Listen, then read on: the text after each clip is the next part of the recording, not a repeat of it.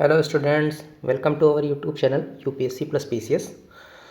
तो अब 30 डेज़ बचे हैं। तो ये एक मेरी वीडियो है mains answer writing tips for 2024। तो अभी 30 दिन बचे हैं यूपीएससी मेंस को। तो 30 डेज़ बाद जो है वो मेंस है। तो उसमें अब मेरा अपने प्रीवियस यूपीएससी मेंस एक्सपीरियंस के बेसिस पे और जो मैं कोचिंग इंस्टीट्यूट में काम कर रहा हूँ और जैसा मैंने मतलब स्टूडेंट्स को भी सिखाया या जो मैंने खुद भी सीखा है उसके बेसिस पे मैं ये थोड़ी बहुत टिप्स आपको बताना चाहता हूँ। दरअसल आपको ये मिस्टेक्स नहीं करनी है और प्लस कुछ इसमें एडिशनल पॉइंट हैं कि आपको क्या करना चाहिए। तो उससे देखिए, इतना कर लेने से आपके डेफिनेटली ऐसा नहीं है कि मतलब देखिए ये बिल्कुल ऐसे बेसिक से नहीं है, लेकिन आप अगर आंसर राइटिंग कर रहे हैं, आपको पेपर कंप्लीट करे ले रहे हैं, तो उसमें जो एक्स्ट्रा आपके मार्क्स जैसे 100 नहीं आ रहे हैं जीएस में या उसके ऊपर बढ़ नहीं रहे हैं, तो उसमें क्या एडिशनल किया जा सकता है, तो ये उनके लिए है। तो जो मेंस अपियरिंग स्टूडेंट हैं उनके लिए तो ये मस्ट वॉच वीडियो है। और जो 2025 मेंस भी देखना चाह रहे हैं या जो आंसर राइटिंग अपनी शुरू कर रहे हैं या जो चाह रहे हैं कि मेंस के बाद वो अपना एक पूरा फुल लेंथ मेंस पेपर देंगे, तो उनके लिए भी ये वीडियो है कि आप इसको बहुत ध्यान से देखिए और ये चीज़ें अपने आंसर राइटिंग में इनकॉर्पोरेट करने की कोशिश करिए।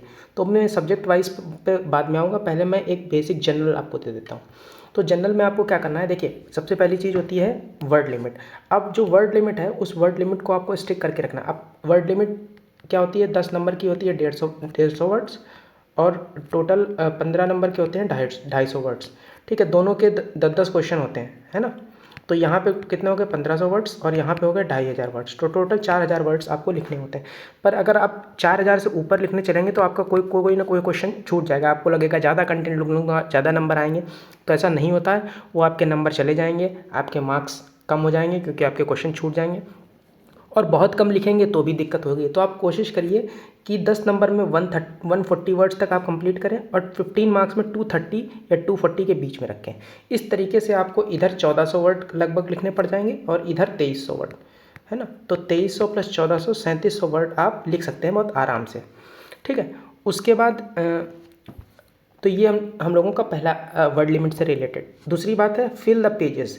देखिए, पेज फिल करना इसलिए ज़रूरी होता है क्योंकि वो एकदम एग्जैक्ट पेज बनाए गए होते हैं कि 10 नंबर के लिए 2 पेज, 15 नंबर के लिए 3 पेज, क्योंकि उन्होंने उतनी ही डिमांड पूछी होती हैं, उतनी ही चीज़ें चाहिए होती हैं कि आप इंट्रो देंगे, एक कोई फिगर बनाएंगे या बॉडी लिखेंगे, सब हेडिंग्स लिखेंगे, एग्जाम्पल देंगे, चैलेंजेस, वे फॉरवर्ड या कंक्लूजन लिखेंगे, तो वो 2 या 3 पेज में ही आता है।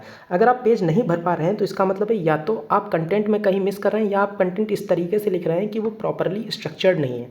तो पेजेस फिल करना इसलिए भी ज़रूरी है कि आपको लगे कि you are not following short of the content. ठीक है, तो ये दूसरा पॉइंट है, ये आपको बहुत ध्यान रखना है।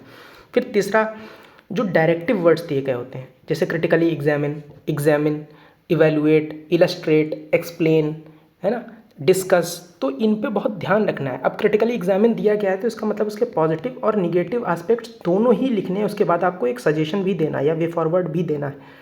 ठीक है, इस तरीके से सेम चीज़ एग्जामिन में होती है, क्रिटिकली एग्जामिन में होती है, इवैल्यूएट में होती है। अब अगर वहीं पे लिखा है इलस्ट्रेट, एक्सप्लेन में क्या है, सिर्फ डेटा आपको देना है और फैक्चुअल इन्फॉर्मेशन से वो प्रूव कर देना है। फैक्चुअल इन्फॉर्मेशन देनी है, डेटा देना है, एग्जाम्पल देने हैं। अब कहीं पे लिखा है कि इलस्ट्रेट विद मतलब या एक्सप्लेन विद एग्जाम्पल्स, तो आपको एग्जाम्पल कम से कम 4-5 एग्जाम्पल देने हैं। ये नहीं कि 2 एग्जाम्पल दे के आप चले गए। बार बार क्वेश्चन पढ़िए, उसमें देखिए कि क्या वो क्वेश्चन पूछ रहा है, डिमांड ऑफ द क्वेश्चन क्या है। जैसे एक क्वेश्चन अभी मैं कहीं पे पढ़ रहा था किसी उसमें, तो उसमें एक क्वेश्चन था कि डिस्पाइट MPI, मतलब अगर डिस्पाइट क्या क्वेश्चन था एकदम एग्जैक्ट नहीं, लेकिन मैं आपको उसका क्रक्स बता रहा हूँ कि MPI में इंडिया की ग्रोथ दिखने के बावजूद, मतलब हम लोगों ने बहुत सारे लोगों को पॉवर्टी से एलिवेट कर दिया है, उसके बावजूद शायद ग्लोबल हंगर इंडेक्स में हम लोग बहुत पुअर परफॉर्म कर रहे हैं, है ना। हम लोगों की रैंकिंग 106 है या 116 है, कुछ इस तरीके से है। तो ऐसा क्यों है ना। तो मल्टी डायमेंशनल पॉवर्टी इंडेक्स में हम लोग अच्छा कर रहे हैं, उसके बावजूद वो हम लोगों को ग्लोबल हंगर इंडेक्स में क्यों नहीं दिख रहा है। तो इसका मैंने बहुत से बच्चों से देखा, उनके देखे आंसर भी देखे, तो क्या कर रहे हैं वो MPI के पॉइंट्स लिख रहे हैं, उसके चैलेंजेस लिख रहे हैं। फिर क्या कर रहे हैं, GSI के पॉइंट्स लिख रहे हैं, उसके चैलेंजेस लिख रहे हैं। अरे ये क्वेश्चन पूछा ही नहीं गया है, पूछा गया है कि MPI जो है वो GHI में क्यों नहीं ट्रांसलेट हो रहा है, बात ये है। तो इस तरीके से आपको क्वेश्चन बहुत ध्यान से पढ़ना है।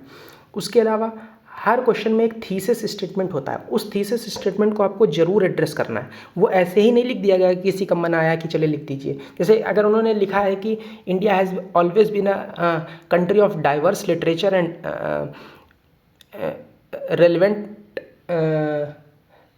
कंटेम्प्रेरी आर्ट एंड कल्चर, या कुछ भी ऐसा कुछ लिख दिया, diverse culture and mixed ball salad for the culture and जो भी है, तो आपको डाइवर्स कल्चर जस्टिफाई करना है कि हम लोगों के यहाँ ट्राइबल कल्चर भी है, हम लोगों के यहाँ हिंदू मुस्लिम के कल्चर भी हैं, और भी हम लोगों के डिफरेंट कल्चर्स भी हैं, ठीक है। रिलीजन है, उनके अपने कल्चर हैं, है ना, और SC ST पॉपुलेशन है, उनके अपने कल्चर्स हैं जो, और मतलब हर एक आदमी का अपना एक अलग कल्चर है, रीजनल कल्चर अलग है, हम लोगों का नेशनल कल्चर अलग है। तो सब वो थीसिस स्टेटमेंट भी आपको जस्टिफाई करना है, ये नहीं कि बस सीधे इशू चैलेंज आगे बढ़ गया। फिर इंट्रो जो है आपका बहुत बड़ा नहीं होना चाहिए। कुछ कुछ लोग आधे पेज का इंट्रो लिखते हैं, आपका इंट्रो जो है वो 2 से 3 लाइनों में होना चाहिए मैक्स, और सेम चीज़ कंक्लूजन के साथ भी होनी चाहिए, 2 से 3 लाइनों में मैक्स कंक्लूजन होनी चाहिए, ठीक है। फिर इंट्रो में जब भी आप कुछ डेटा कोट करें, या कोई भी सुप्रीम कोर्ट जजमेंट कोट करें या कमेटी कोट करें, तो पहले मेक श्योर करें कि जो आप कोट कर रहे हैं वो करेक्ट और फैक्चुअली मतलब रेलेवेंट इन्फॉर्मेशन है। कुछ भी कोट करने के लिए नहीं कोट किया जाता है, जो भी कोट करें वो एक तो क्वेश्चन से रिलेटेड होनी चाहिए, और दूसरी चीज़ है वो करेक्ट होनी चाहिए, ठीक है। और जो कोट करें उस कोट का हमेशा सोर्स जरूर बताएं कि ये कहाँ से आया है, रेलेवेंट सोर्स भी मेंशन करना आपके लिए बहुत ज़रूरी है। अगली बात, पॉइंट नंबर 7, हमेशा जो अपने आप पॉइंट लिख रहे हैं वो हमेशा नंबर करिए उनको, ऐसे एरो ये और ये सब आपको नहीं बनाने हैं, है ना। अब सिंपल लिखिए 1 2 3 4 5 6, इससे पता चलता है एग्जामिनर को कि आपने 6 पॉइंट लिखे हैं। ये सब करने से, ये बनाने से, कुछ ऐसे ऐसे कर देने से ये सब बेकार होता है, इससे कुछ पता ही नहीं चलता पॉइंट कहाँ पे शुरू हो रहा है कहाँ पे खत्म हो रहा है, ये सब आपको नहीं करना है। दूसरा, हेडिंग और सब हेडिंग एकदम प्रॉपर होनी चाहिए। क्वेश्चन से ही उठा के या तो आप सही से एकदम स्मॉल में हेडिंग लिखिए। देखिए कुछ लोग हेडिंग लिखते हैं 3 लाइन की हेडिंग चल रही है, अरे 3 लाइन की हेडिंग नहीं होती, 3 लाइन का पॉइंट होता है ना। आपको हेडिंग इतने में ही लिखनी, भाई ये पॉइंट दिया कि बस इतनी हेडिंग हो गई आपकी, सब हेडिंग इतनी ही होनी चाहिए, पूरे 2-2 लाइन की सब हेडिंग या हेडिंग नहीं होती हैं। फिर नेक्स्ट पॉइंट नंबर 9, आप अपनी हैंड राइटिंग पे फोकस रखिए। कई लोगों की हैंड राइटिंग बहुत गंदी है, लेकिन कम से कम इतनी हो कि वो लेजिबल होनी चाहिए, है ना, पढ़ने में आनी चाहिए कि क्या लिखा हुआ है। जैसे अगर कुछ लिखा हुआ है वर्ड, तो वो वर्ड मतलब रीडेबल होना चाहिए। फिर पॉइंट नंबर 10 क्या है, सिर्फ कीवर्ड लिखिए नहीं, जैसे कुछ भी लिख दिया, सिटीजन सेंट्रिक अप्रोच, है ना, या कुछ भी, या कोई भी एथिकल कीवर्ड लिख दे दिया, अकाउंटेबिलिटी, ट्रांसपेरेंसी। अरे क्या है भाई, किस चीज़ की अकाउंटेबिलिटी, किस चीज़ में ट्रांसपेरेंसी, वो चीज़ आप एक्सप्लेन भी करिए, भले एक लाइन में एक्सप्लेन करिए, लेकिन सिर्फ कीवर्ड लिखने से नंबर नहीं मिलते हैं, वो पॉइंट एक्सप्लेन करने से भी नंबर मिलते हैं। कोई भी शॉर्ट फॉर्म और एरोज मत बनाइए, मैंने बहुत कॉपियोज़ में देखा है, उसमें क्या करते हैं लोग, GDP बढ़ेगी तो उसकी जगह ये increase will lead to job creation, वो इंक्रीज, ये कुछ नहीं होता है। आप पूरा लिखिए, the increase in GDP will lead to increase in job creation thus affecting the lifes of the people, ठीक है। तो ये करिए। फिर एग्जाम्पल जो है वो सभी सोर्स से मेंशन करिए, एनवायरनमेंट से भी, पॉलिटी से भी, IR से भी, ये सारे आप इस तरीके से, ताकि आपकी जो है डायमेंशंस वो बनी रहें अच्छे से, है ना। आप एक सोर्स से बराबर हिस्ट्री के एग्जाम्पल कोट करते रहेंगे तो ऐसा लगेगा एक सब्जेक्ट आपने पढ़ा है, बाकी आपको कोई नॉलेज नहीं है, ठीक है। डाइवर्स आप एग्जाम्पल कोट करेंगे तो आपके पॉइंट रिपीटेटिव नहीं लगेंगे, और उसमें कुछ ना कुछ हमेशा नयापन बना रहेगा, ठीक है। अब आते हैं हम लोग अपने सब्जेक्ट वाइज पे। तो सबसे पहले GS 1 से शुरू करते हैं। GS 1 में 3 मेजर पोर्शन होते हैं, एक हिस्ट्री होता है, एक ज्योग्राफी होता है, और एक सोसाइटी होता है, ठीक है। इन तीनों पोर्शन पे हम लोग 1 बाय 1 डिस्कस करते हैं। हिस्ट्री में क्या है, जब भी कोई क्वेश्चन, जैसे मॉडर्न टाइम से पूछा गया कोई क्वेश्चन, या कोई क्वेश्चन गुप्ता एज से पूछ लिया गया, तो उसकी टाइमलाइन मेंशन जरूर करिए, कहीं ना कहीं जरूर मेंशन करिए, कुछ ना कुछ एक इंपॉर्टेंट रूरल जरूर मेंशन करिए।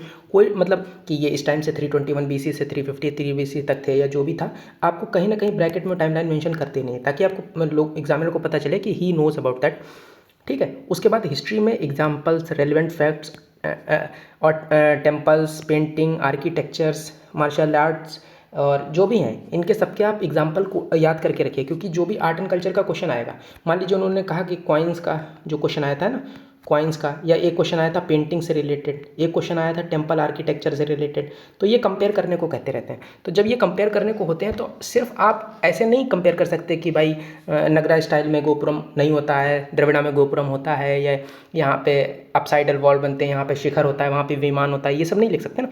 मतलब लिखेंगे तो है ही पॉइंट, लेकिन उसको जस्टिफाई कैसे करेंगे, तो आप इस तरीके से कुछ एग्जाम्पल भी याद रखिए, है ना। आप अगर 3 से 4 एग्जाम्पल देंगे टेम्पल्स के, कुछ पेंटिंग्स के, तो वो और मतलब यही नंबर एलिवेट करेगा, वरना आपके 80 90 आ जाते हैं, लेकिन 80 से 100 जाने वाले जो पॉइंट होते हैं वो इस तरीके से बनते हैं, ठीक है। फिर आर्ट एंड कल्चर में या इसमें सब में अगर कहीं पे जैसे मान लीजिए उन्होंने पूछा कि इस तरीके रॉक एडिक्ट्स कहाँ कहाँ पे हैं, तो आपने एक छोटा सा मैप इंडिया का बना के और इस तरीके से बस इतना छोटा भी अगर आप बना देंगे तो कोई दिक्कत नहीं होगी, और उसमें आप ये बता दीजिए यहाँ यहाँ यहाँ यहाँ यहाँ यहाँ ये सब रॉक एडिक्ट्स हैं, ठीक है। तो इस तरीके से आप एक ज़रूर बनाइए।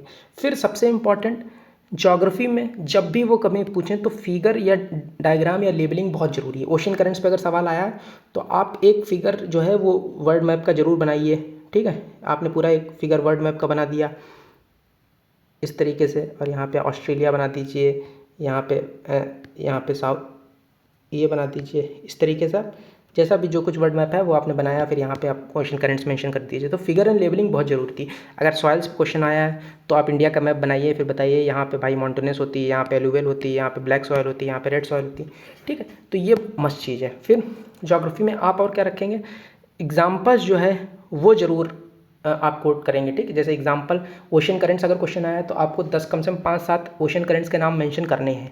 रिवर्स पे कोई क्वेश्चन आया 2-3 रिवर्स के नाम मेंशन करने ही करने हैं।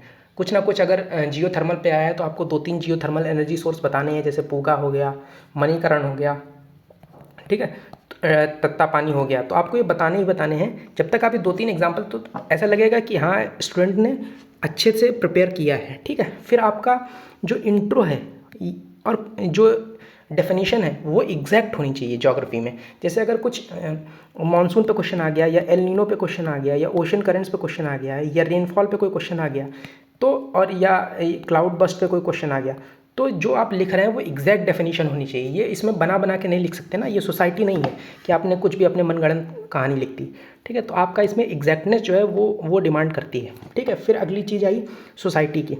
सोसाइटी में कुछ चीज़ें हैं जिनकी एग्जैक्ट डेफिनेशन है, जैसे कास्ट पे अगर कोई क्वेश्चन आया तो उसकी एग्जैक्ट डेफिनेशन है, ठीक है, कि वो एंडोगेमस है या एस्क्रिप्टिव है, या उसमें मोबिलिटी नहीं है ना, ठीक है, कि cast is an endogamous group, है ना, उसमें जो स्टेटस है वो एस्क्रिप्टिव है और जो मोबिलिटी है वो बहुत कम है।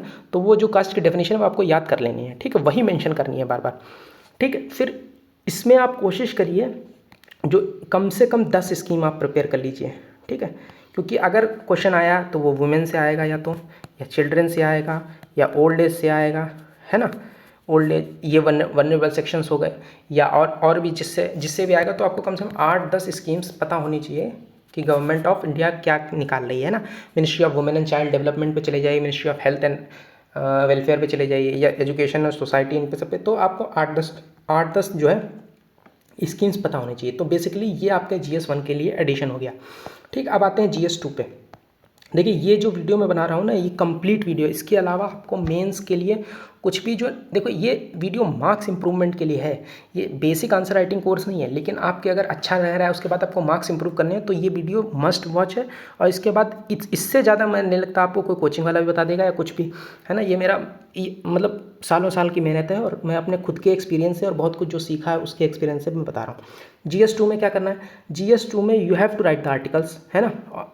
अब आर्टिकल लिखना बहुत जरूरी, जैसे अटॉर्नी जनरल पे क्वेश्चन आ गया है ना, आर्टिकल 76 आपको मेंशन करना बहुत जरूरी है। मनी बिल पे क्वेश्चन आया तो 110 अगर आपने नहीं मेंशन किया, या एनुअल फाइनेंशियल स्टेटमेंट पे क्वेश्चन आया आपने 112 नहीं मेंशन किया, अप्रोप्रिएशन में 114 नहीं मेंशन किया, फाइनेंस बिल में 117 नहीं मेंशन किया, या अगर गवर्नर, प्रेसिडेंट, प्राइम मिनिस्टर, ठीक है, इन पे क्वेश्चन आया आपने आर्टिकल नहीं मेंशन किए 52, 74, 75 ये सब, तो फिर कोई मतलब नहीं है, ठीक है।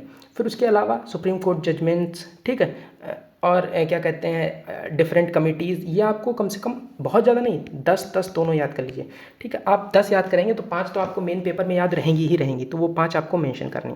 फिर उसके अलावा ये खैर ये पॉइंट हो गया, पॉइंट नंबर 2। फिर उसके अलावा 10 स्कीम आप प्रिपेयर कर लीजिए अलग अलग सेक्टर से। कौन कौन से सेक्टर से, जैसे इन्वायरमेंट से भी कुछ स्कीम प्रिपेयर कर लीजिए, कुछ IR से प्रिपेयर कर लीजिए, कुछ हेल्थ से प्रिपेयर कर लीजिए, कुछ एजुकेशन से प्रिपेयर कर लीजिए, कुछ सोसाइटी से प्रिपेयर कर लीजिए, कुछ एग्रीकल्चर से प्रिपेयर कर लीजिए। ऐसे 10 सेक्टर से आप 1-1, 2-2 स्कीम प्रिपेयर कर लीजिए, और वो आप पेपर में लिखे जाके, इसका आपको बहुत फ़ायदा मिलेगा, है ना। कम से कम 10 अलग स्कीम्स अगर आप पेपर में लिखेंगे ना, जो गवर्नमेंट के मेजर्स होते हैं, किसी ना किसी क्वेश्चन में तो पूछेंगे ही, कुछ ना कुछ आपको व्यवहार फॉरवर्ड लिखना ही पड़ेगा, तो उनको पता चलेगा you are aware with the government policies as well. IR में क्या है, IR में आपको कई सारे डायमेंशंस पे एक्सप्लोर करना होता है। पर अगर बायलैटरल क्वेश्चंस आए या कहीं अगर ऐसा भी आ गया इंटरनेशनल ग्रुपिंग्स पे कोई क्वेश्चन आ गया, जैसे क्वाड हो गया, है ना, एससीओ हो गया, तो आप अगर उसकी हिस्टोरिकल इंपॉर्टेंस लिख देते हैं ना एक लाइन में, तो भी वो बहुत आपको एक्स्ट्रा मार्क्स फेच करके देता है। ठीक है, उसमें सारे डायमेंशन पे, जैसे मेडिक्स हो गया, इसमें सारे डायमेंशन पे आपको एक्सप्लोर करना होता है। ठीक है, कि environmental, defence, historical, international, cultural, scientific, ठीक है, और जितने भी होते हैं उन पे सब पे, है ना। फिर उसके बाद अब आते हैं हम लोग GS3 में। GS3 में क्या क्या है? GS3 में क्या है, जब भी आप लिखें क्वेश्चन तो be exact with the info. आपको डेफिनेशन और इन्फॉर्मेशन के साथ एकदम एग्जैक्ट होना चाहिए। फूड प्रोसेसिंग इंडस्ट्री पे अगर क्वेश्चन आया है तो आप स्ट्रीम डाउन स्ट्रीम लिखे बिना आपको कोई फिर फ़ायदा नहीं है ना। लैंड रिफॉर्म्स पे अगर कोई क्वेश्चन आया तो आप एग्जैक्ट होने चाहिए। GDP, मॉनेटरी पॉलिसी पे अगर कोई क्वेश्चन आया तो आपको डेफिनेशन और ये सब एग्जैक्ट होने चाहिए। इंटरनल सिक्योरिटी में अगर कोई क्वेश्चन आता है ना, नेशनलिज्म पे, लेफ्ट विंग एक्सट्रीमिज्म पे, ऐसा नहीं कुछ बना के लिख दोगे, तो वो जो है वो वही है ना। उसमें जो डेटा है, जो फैक्ट हैं, जो कमिटी हैं, या जो स्कीम्स हैं, है ना, जैसे ग्रीन हंट स्कीम हो गया, समाधान हो गया, है ना, और जम्मू एंड कश्मीर के लिए जो भी स्कीम्स आई थी, ठीक है, तो ये सब आपको मेंशन करनी है। सेहत स्कीम हो गई, ठीक है, आयुष्मान वाली जो जम्मू कश्मीर के लोगों के लिए है, ठीक है, वैम हो गया, विनिंग हार्ट्स एंड माइंड्स, ठीक है। तो ये आपको ये मेंशन करना है, ये आप बना नहीं सकते उस टाइम, ये आपको याद ही करना होगा। 10 इनिशिएटिव्स आप याद कर लिए, किससे किससे, इंटरनल सिक्योरिटी से, एग्रीकल्चर से, इंफ्रास्ट्रक्चर से, इकोनॉमी से। जैसे इंफ्रास्ट्रक्चर से 10 या 100 से ज़्यादा होंगे, है ना। 10-5 तो आपको हर जगह 5-5 7-7 मिल जाएंगे। सागरमाला, भारतमाला, ये फिर PPP मॉडल और HAM, और क्या कहते हैं, फिर वो उसी में आएगी कि नेशनल इंफ्रास्ट्रक्चर पाइपलाइन ना जाएगी, नेशनल मोनेटाइजेशन पाइपलाइन आ जाएगी, और गति शक्ति, और हज़ारों तरीके के इंफ्रा के तो प्रोजेक्ट ख़त्म ही नहीं होंगे। ऐसे इकोनॉमी में, एग्रीकल्चर में 50 प्रोजेक्ट, इंटरनल सिक्योरिटी, लेकिन आपको बहुत नहीं, सिर्फ कंबाइंड 10 याद रखने हैं। और 10 आप अगर 20 आंसर में 10 नए पॉइंट मेंशन करते हैं ना, तो वो बहुत बहुत नंबर बना के देता है। कंक्लूजन में कोशिश करिए नया कंक्लूजन हो, आप SDG जरूर मेंशन करिए 2-3 क्वेश्चंस में, है ना। स्कीम्स, उनका मोटो, कुछ सजेशन, ये जरूर मेंशन कीजिए। तो ये नंबर आपके, ये जो आधा नंबर, एक नंबर जो कटता है ना या नहीं पड़ता है, जैसे जहाँ पे आपको 4 मिलने होते हैं, वहाँ पे अगर 4.5 मिलते हैं तो वो इन्हीं एक्स्ट्रा कारण से मिलते हैं। 5 मिलने होंगे तो 6 मिलेंगे, वो इन्हीं सब जगह से मिलने होंगे, है ना। ज़्यादातर क्वेश्चन में एक और चीज़ देखी गई कि वे फॉरवर्ड पूछा नहीं गया होता, ऐसा कहीं लिखा नहीं होता कि राइट द वे फॉरवर्ड, है ना, राइट द सजेस्टिव मेजर, लेकिन आपको वे फॉरवर्ड लिखना होता है, ठीक है। अगर जैसे मान लो उन्होंने क्वेश्चन पूछा है कि PPP या गति शक्ति में क्या समस्या रह गई है ना, तो अब चैलेंजेस ही नहीं लिख देने, उसका वे फॉरवर्ड भी आपको मेंशन करना ही करना होगा। वो आप हब एंड स्पोक में मेंशन कर दीजिए, पर कहीं ना कहीं आपको मेंशन करना जरूरी है। Now will talk about GS4। तो इसमें मेजर फोकस क्या रहेगा कि देखिए, पहली बात तो आपको जो है डेफिनेशंस वो बिल्कुल एकदम डिटो एज कि वर्ड टू वर्ड आपको याद होनी चाहिए। जैसे इंटीग्रिटी की डेफिनेशन आपको पता होनी चाहिए, वैल्यूज़ और एथिक्स में क्या फ़र्क है आपको पता होना चाहिए, ठीक है। अगर कोई इमोशनल इंटेलिजेंस पे क्वेश्चन पूछा जा रहा है तो आपको डेनियल गोलमैन का वो पता ही होना चाहिए डेफिनेशन, ठीक है। आप डेनियल गोलमैन नहीं मेंशन करेंगे तो आपका वो पॉइंट कटेगा ही कटेगा नहीं, लेकिन फिर भी वो एक्स्ट्रा मार्क्स जो मिलना है वो आपको नहीं मिलेगा, ठीक है। ठीक है, तो डेफिनेशंस याद करिए, उनको थिंकर्स के साथ कोट करिए, ये आपको बहुत जो थ्योरी क्वेश्चंस होते हैं उनमें आपको एक्स्ट्रा मार्क्स दिलाएगा, ठीक है। फिर रहे, आपको जब भी कभी कोई क्वेश्चन आए, चाहे वो कोड बेस्ड क्वेश्चन हो, चाहे वो सिंपल थ्योरी का क्वेश्चन हो, चाहे वो केस स्टडी हो, आप कोशिश करिए 2 से 3 एग्जांपल कोट करने की।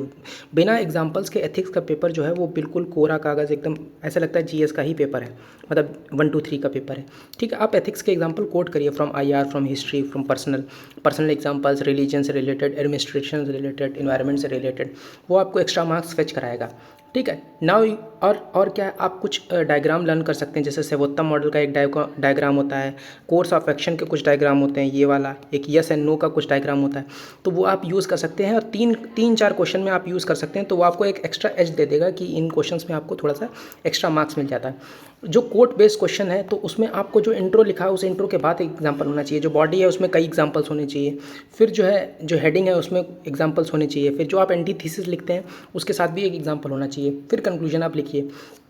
और जब आप जो कोशिश करिए, जब भी आप एथिक्स की स्टडी लिख रहे हो तो उसमें कोशिश करिए जितने ज़्यादा से ज़्यादा एथिकल कीवर्ड्स हैं वो आप मेंशन करिए सिलेबस से। जैसे वर्क कल्चर हो गया, क्वालिटी ऑफ सर्विस डिलीवरी हो गई, कोड ऑफ कंडक्ट हो गया, कोड ऑफ एथिक्स हो गया, इंटीग्रिटी हो गई, सेल्फ क्या कहते हैं, ऑनेस्टी हो गई, ऑब्जेक्टिविटी हो गई, ओपननेस हो गई, ठीक है, लीगैलिटी हो गई, फिर उसके बाद अकाउंटेबिलिटी हो गई, ट्रांसपेरेंसी हो गई।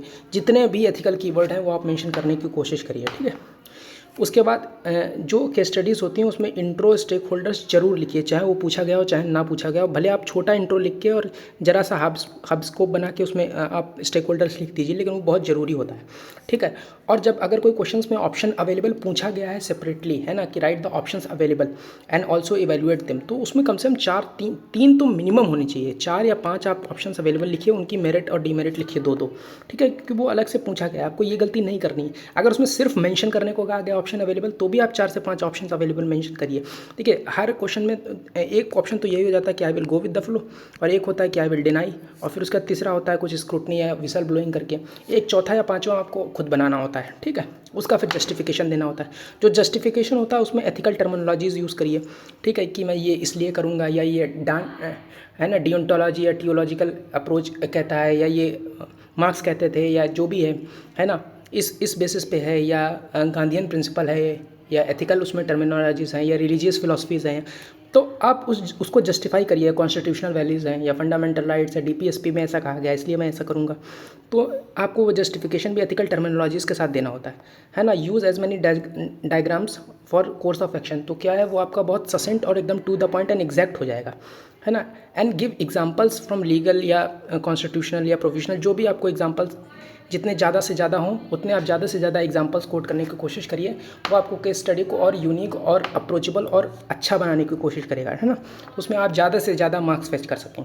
और सबसे जो लास्ट पॉइंट है वो क्या है कि complete all the papers from GS 1 या एसए आप कहिए, एसए से लेके और GS 4 तक, और उसके बाद ऑप्शनल 1 और पेपर 2, इन दोनों के आपका क्वेश्चन नंबर 1 से लेके और लास्ट क्वेश्चन नंबर 20 तक आपके सारे पेजेस फिल होने चाहिए और सारे आंसर्स रिटन होने चाहिए। ये गारंटी कर देता है आपका।